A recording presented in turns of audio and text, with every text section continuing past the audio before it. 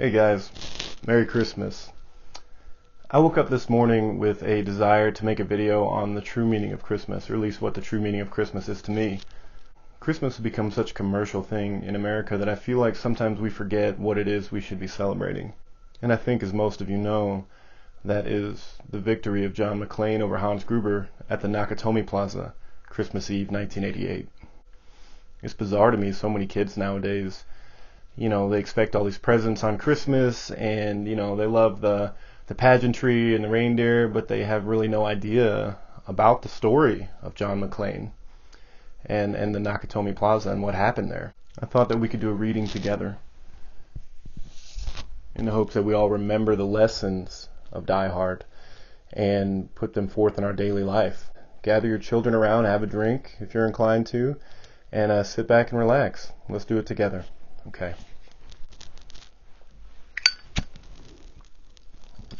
Welcome to the party, pal.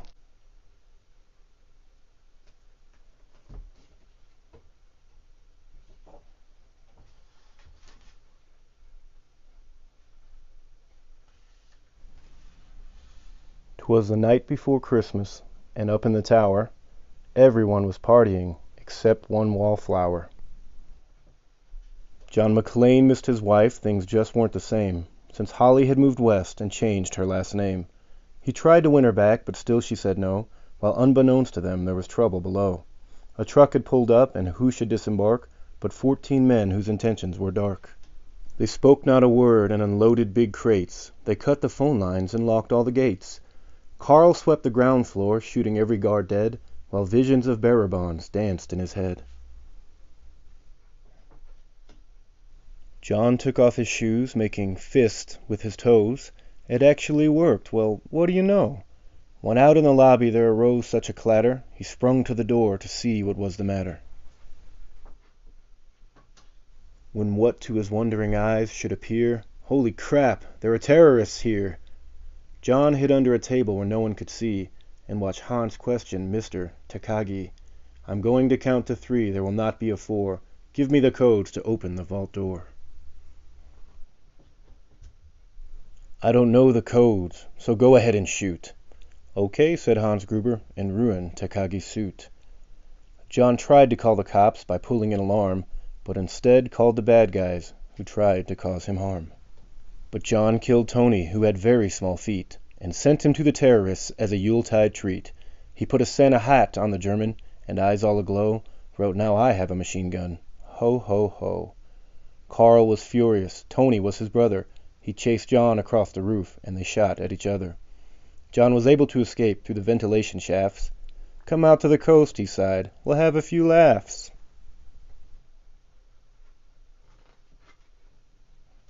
At Nakatomi Tower, Sergeant Powell appeared. He checked the whole lobby and saw nothing weird. He was pulling away but didn't get far before Marco landed on the hood of his car. Powell drove away backwards, screaming in fright. "Welcome to the party, pal," John yelled with delight.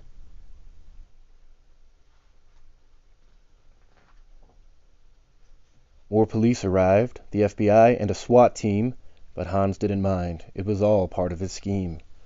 More rapid than eagles, his henchmen they came, and he radioed and shouted and called them by name.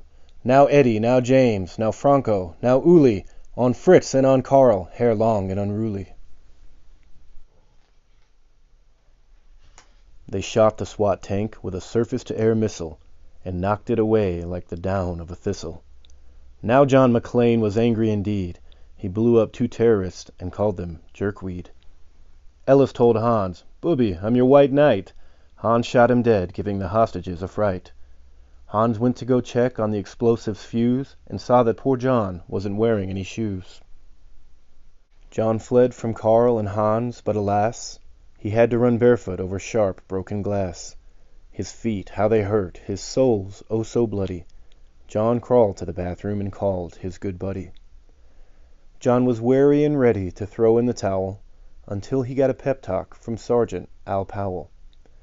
Powell was chubby and plump, a right jolly old cop, and he trusted the cowboy in the tattered tank top.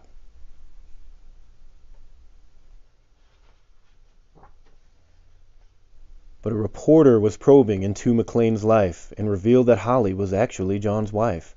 Hans quickly flipped over the gold picture frame. "It's a pleasure to meet you, Mrs. McClane." His clothes all tarnished with ashes and soot, John staggered to the roof, bloody and barefoot. The explosives were wired to the rooftop with care, in hopes that the hostages soon would be there. John warned everyone that the roof would soon blow, as the chopper strafed him with high-powered ammo. Around his waist he tied a fire hose tight, and screaming an oath, jumped into the night. He dangled in the air and gritted his teeth, while flames encircled the tower like a wreath. Fiercely fighting his way back inside, John yelled out, "Hans!" He was done trying to hide. He limped to the vault like an old man on crutches, only to find Holly in his filthy clutches. John dropped his gun, put his hand on his head. It seemed he and Holly soon would be dead. But with a secret gun taped to his back, John shot Hans in a surprise attack. Hans fell out of the window, still holding Holly's arm, and slowly, deliberately, he raised his firearm.